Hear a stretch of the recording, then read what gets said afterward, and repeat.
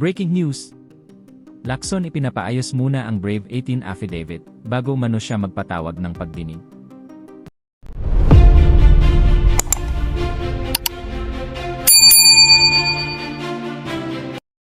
Nilinaw ni Senate President Pro Tempore Panfilo Ping Lacson, Chair ng Senate Blue Ribbon Committee, na handa siyang magpatawag ng pagdinig kaugnay ng mga alegasyon ng 18 nagpakilalang dating sundalo. Ngunit kailangan munang ayusin at linawin ang kanilang mga affidavit upang maging mas kapani-paniwala ang kanilang testimonya.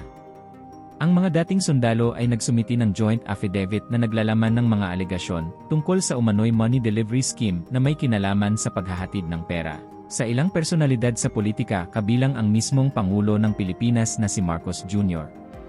Ayon kay Lacson, mahalaga munang maitama ang mga detalye sa mga sinumpaang salaysay bago magsagawa ng formal na pagdinig sa Senado. Dagdag pa ng senador, may ilang bahagi umano ng affidavit na mahirap paniwalaan, kabilang ang alegasyon tungkol sa halagang 805 billion na anya ay tila insulto sa talino ng mga Pilipino. Katunayan, na may open nga akong panawagan kay Attorney Baligod na kung alam ko nga lang siyang kontakin, maski yung on a personal level, kinontak ko na siya para mag-usap kaming dalawa. Dahil dapat din talaga tingnan, nabanggit ko na rin ito nung na-ambush interview ako nung afternoon ng CA nung Wednesday, na sinabi ko na, alam mo, hindi naman maikakaila na talaga nagkaroon ng deliveries. Katunayan, doon nga sa akin 2 privilege speeches, pati doon sa ating pagdinig, maliwanag na nagpalit ng kamay ang pera, no? Daang milyon, kung hindi man na bilyon ang inabot. Kaya lang, hindi natin may tawag ng pagdinig kung napaka-obvious naman na malayo sa o imposible sa katotohanan yung mga alegasyon. So, napagit ko nga rin na, alam mo, kung nilapit-lapit lang sa realidad o sa katotohanan, bakit nga ba natin hindi dapat ipatawag ng pagdinig?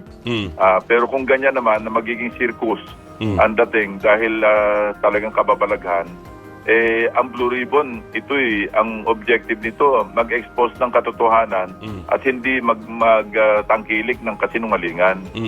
So ang kailangan dito, Senator, mukhang kailangan nilang i-revisit yung kanilang naging statement, pagtugmain at paano ayusin nila yung mga nabanggit na mga dinamay, kuwento, even pati dun sa manner kung paano i-deliver yung ganong kalaking amount, medyo hindi realistic nga yung manner.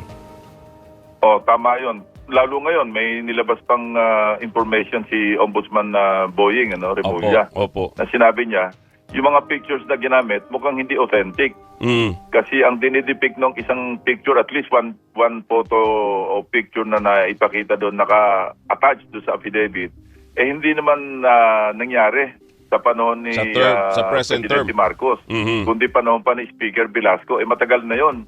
So pagka naglagay ka ng photograph na ginawa mong attachment at ito'y hindi tugma doon sa salaysay na sinasabing ang period ng pagde-deliver, sala na kagad doon sa picture na binigay mo, malaking usapin yun.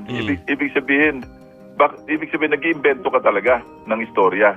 So, isa pa yon. Pangalawa, siyempre, nauna na rito, yung mga binanggit na sinabing mali naman pala, dahil bandang huli, binawi nila na yung kay Senator o yung kay Congresswoman De Lima, nakakulong nga naman yung tao. Magdadala ka ng mali-maleta sa krami, hindi ka ma-check. Parang ang linaw naman masyado nun, Sen, na sa kwento na yun, Ang problema nga, hindi kasi, alam mo, pagka ganyan, hindi sila nagpa-fact check muna. Kung gagawa ka ng istorya at alam mong hindi totoo, at least man lang, i-check mong mabuti kung believable, na hindi ka mapa-fact check ng tulad na nangyayari ngayon. Marami lumalabas nga na tulad doon, siyempre nakakabigla yun 805 billion. Pero nung pinag-aralan ko, sa loob ko, teka muna, saan kukuha ng 805 billion? Samantalang pagkalakalaking halaga, pati nga sa Central Bank, di ba, chinek namin na ang pera in circulation, pati coins, pati yun sa mga bank vault, sa mga bangko, sa panahon ng 2024, 2.7 trillion lamang.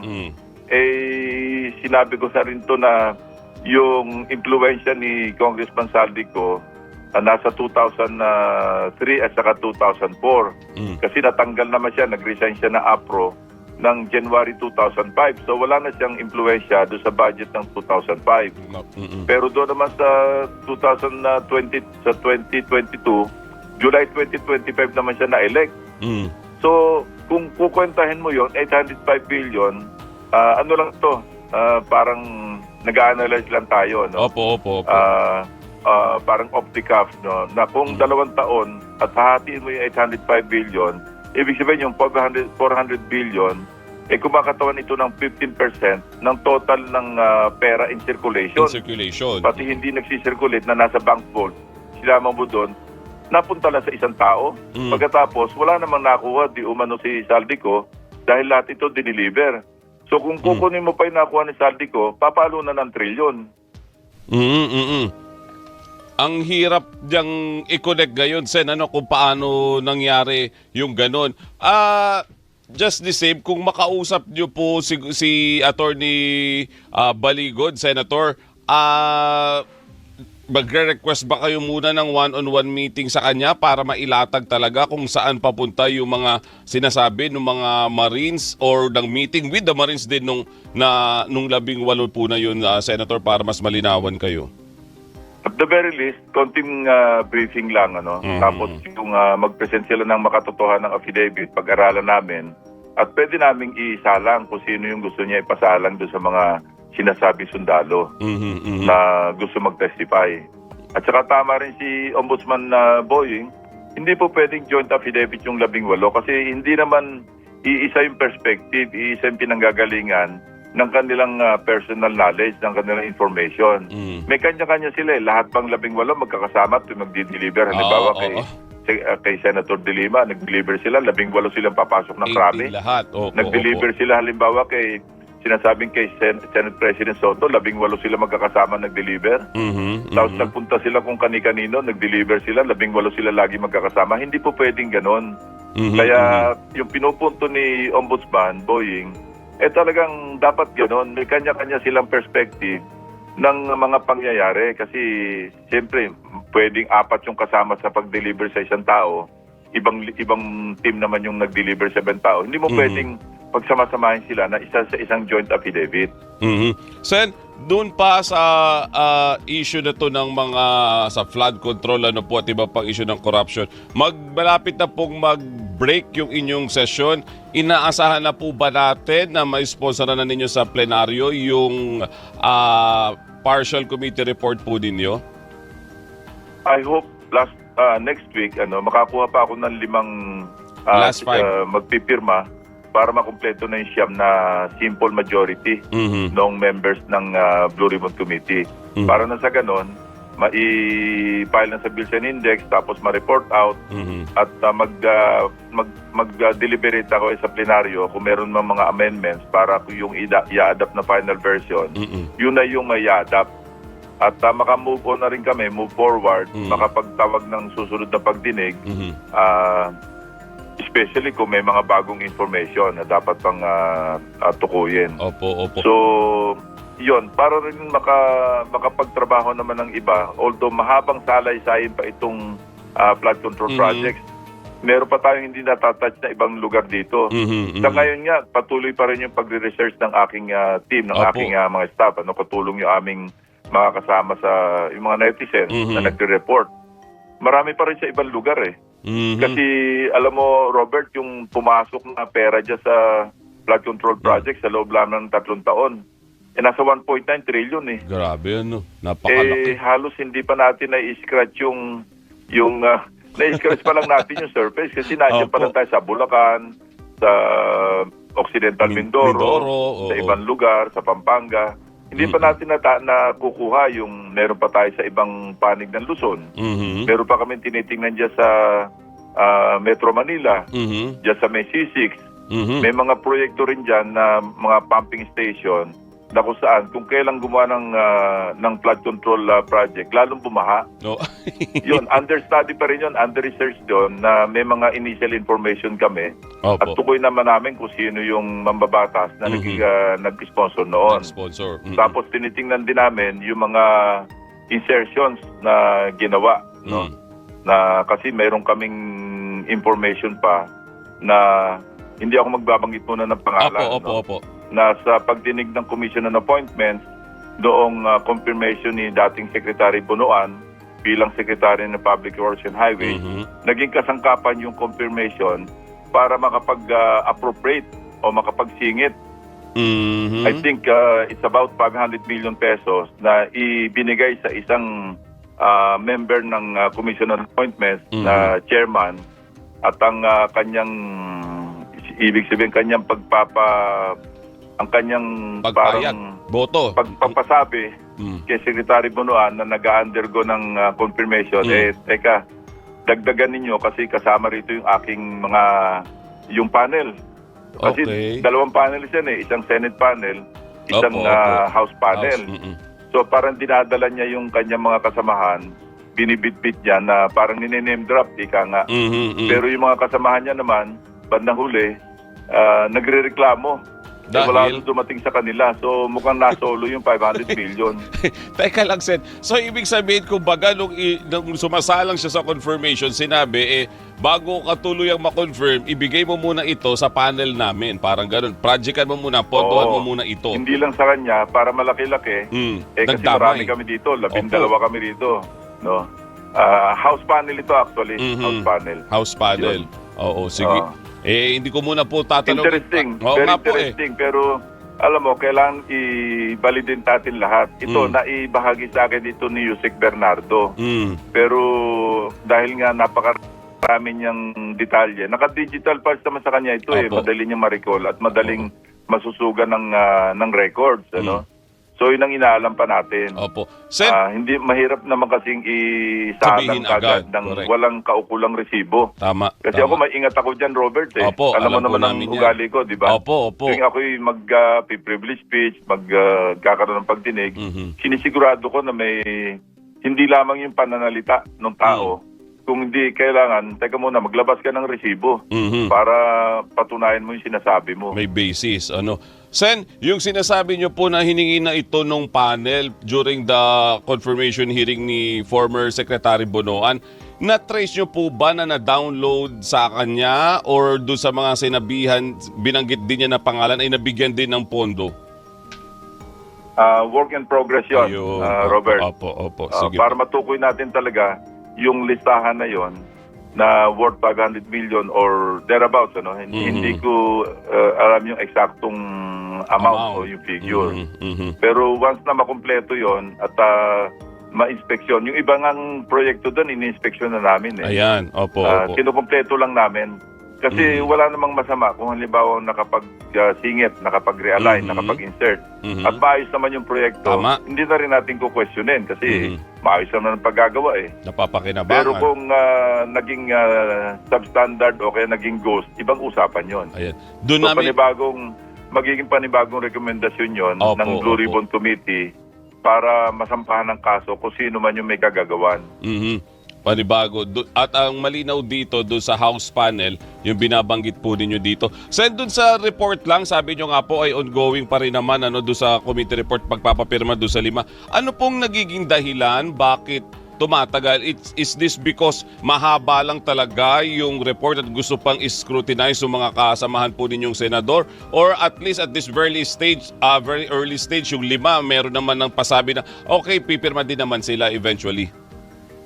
I think it's a combination of many reasons. Yun nga, masyado mahaba, 400 plus pages.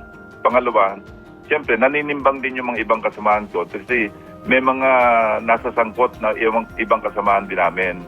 So, matagal na rin kami magkakasama sa Senado, ilang congresses na rin yan. Sila rin, matagal na rin sila magkakasama.